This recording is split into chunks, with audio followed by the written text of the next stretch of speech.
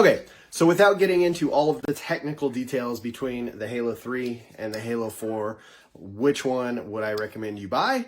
Well, Halo 4, 100%, and let me tell you why I say that. And again, without the technical details. So this one, it works great, fantastic. I have nothing bad to say about it. However, its battery life advertised about 24 hours. Realistically though, I'm getting about 18 hours of use out of it. So the battery life on this, not as good. This one, I don't know exactly what the advertised battery hour is, but I've logged onto the app and it said up to like 46 hours remaining. So you can go 1 or 2 days easily with this. We charge them at night, but this one, sometimes it dies on me. This one, you can go at least 2 days. The GPS fidelity on this one is definitely a little bit better than it is on this one. And we just know that because I'll be watching the dogs in the same spot. And this one, it's sort of a kind of a margin of error, like 10 feet or so, like it's gonna beep at him or buzz at him. And this one, it's very specific, like they're on the line and that's that. So fidelity on this one, definitely better. The weight, I mean, this one is significantly heavier than this one. And I also like the new speaker placement, and I like that the overall design of it is slimmer. Now, one of the big things that on my videos I get comments on is, oh, it's $600 and you have to pay a subscription. Yeah, it's expensive, but you know what else is also expensive? The stress of trying to find your dog who ran away, or the vet bill if your dog gets hit by a car. So, you know, if that's not for you as far as like the price and subscription, cool, change the video, don't buy it. It doesn't matter to me whether you buy it or not. But for my family and our dogs, this is a absolute lifesaver. Because like I said, you saw out there, we had those short fences, the 4-foot fences, and our dogs jump them and they get away. And I know the next comment will be, well, why don't you train your dogs? Well, we've definitely tried, but the overall appeal of jumping the fence to get to another dog or chasing a rabbit or something is far greater than any type of treat, training, or otherwise that we can instill in these dogs. And if you want to come out to my house and give it a try, I encourage it. You are welcome to come and see if you can do better than this collar, because I can't.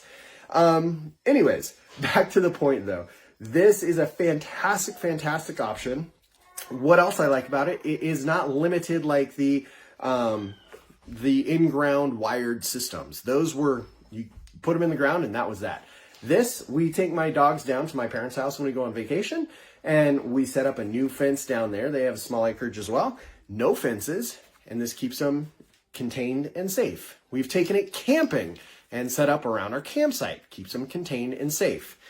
Now, big questions. It does use the Verizon network to communicate with the collar when you are not in Wi-Fi range. So if the dog breaches a barrier, gets a warning, things like that, it sends a notification to your app.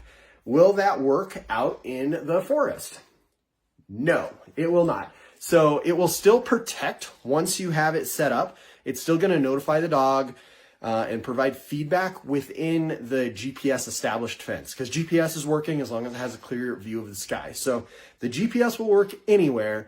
The notifications and your ability to control or update fences or anything like that is limited to your connectivity with a network or cell phone network, things like that. So my recommendation is, if you know you're going to a campsite and you have the ability to, set up the fence beforehand on your phone, because that's how it talks to the collar.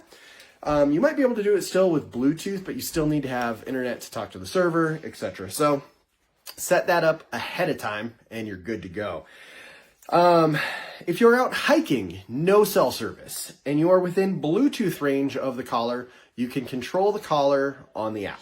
And we've done that a couple of times and just treated it like a old school training collar, and it worked great. So overall, yes, expensive. Yes, there is a subscription. Is it for everybody? Absolutely not. Is it for me? 100% yes. Emphatically yes. Now, I haven't tested out. I know PetSafe, I think, has come out with another collar, so I can't really compare the two because I just don't know. So I'll see about getting one of those and make a video on that. But between the Halo 3 and the Halo 4, you're going to win no matter what. So if you find one used somewhere and you're trying to pick it up, my only hesitation with that be is just the battery life, because the battery life on the 3 is a little bit less, but the battery life on the 4 is amazing. But if you get it straight through wherever you're buying it new, they're both good options, but I would definitely lean towards the 4 if that is an option for you. So that is my update with a 6 months of use on the 4 and over a year of use on the 3. I think they're both fantastic products, and they've definitely taken a lot of stress off. Specifically, I took a cruise, and we had a dog sitter who was not exactly the most reliable, and she left a front door open while she was getting an Amazon package. Dog with the Halo 4 collar ran out and was detained by the front barricade, or not detained, contained, and came back in the house. Had she not had this collar, I guarantee she would have been out and most likely hit by a car. So, additionally, this dog jumped the fence with the Halo collar on while he was still learning. I got an alert. He ran back to the front door and sat on our front porch while we were out at the lake and waited for us to come home. So they're both fantastic devices, incredible peace of mind on my part. And at this point, kind of a crutch, but we're going to be using them forever. So the best part too is the training program that comes with them. It does everything based on positive reinforcement. So although it does have the static prongs, that's kind of a last resort. So it has, through these speakers, it does provide feedback. You can give them a whistle, you can tell them good dog, you can tell them to come, things like that. And it tries to do all sorts of good stuff, positive reinforcement type training. And then if it gets into an emergency situation, that's when you can use the static. But at this point, my dogs have a 97% compliance rating within the app. It monitors that, and they never get staticked. And occasionally they might get the vibrate, but for the most part, it's a static-free situation in our dog's life. Anyway, Halo 3, Halo 4, that's my update. So if you have any questions, let me know, and we'll try to answer them. Thanks.